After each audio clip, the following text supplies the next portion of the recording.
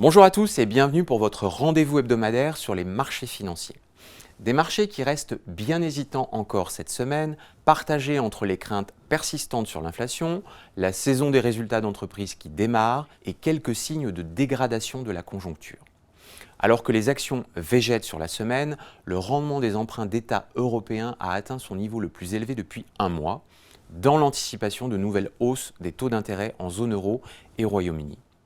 Le chef économiste de la BCE déclare d'ailleurs qu'une hausse de taux en mai constitue le scénario de référence. Avant cela, la publication début mai de l'inflation d'avril, du PIB premier trimestre et de l'enquête sur le crédit bancaire donneront à la BCE une première indication de l'impact des récentes tensions financières sur les conditions de crédit.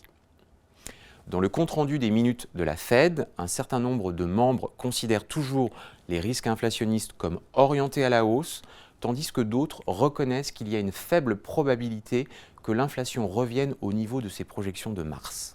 En zone euro, le chiffre final de la hausse des prix à la consommation a certes ralenti à 6,9% le mois dernier, mais l'inflation sous-jacente a en revanche accéléré, maintenant la pression sur la BCE. Au Royaume-Uni enfin, l'inflation ralentit en mars, mais moins qu'attendu, laissant craindre une nouvelle hausse des taux directeurs en mai. Le resserrement des conditions d'octroi de crédit semble donc commencer à impacter les dépenses de consommation. Ainsi, le volume des ventes au détail en France a chuté de 5,6% en glissement annuel en mars, selon la Banque de France. Les indicateurs de sentiment du climat des affaires montrent des perspectives à 6 mois qui se dégradent en Allemagne, tout comme en zone euro. Aux États-Unis, enfin, la demande de crédit immobilier retombe au plus bas de ces 30 dernières années. Assez logiquement, les permis de construire retombent en mars, tout comme les mises en chantier.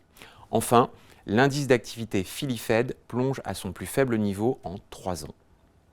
Selon le livre beige de la Fed, l'économie américaine a stagné ces dernières semaines, avec un ralentissement des embauches et de l'inflation, bien que modéré, et un rétrécissement de l'accès au crédit.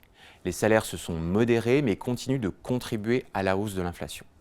Dans les points de vigilance cette semaine, les données préliminaires des indices PMI zone euro pour avril ce vendredi, toujours tirées par les services, et les discussions qui se poursuivent au sujet du relèvement du plafond de la dette américaine pour éviter un possible défaut à horizon de l'été.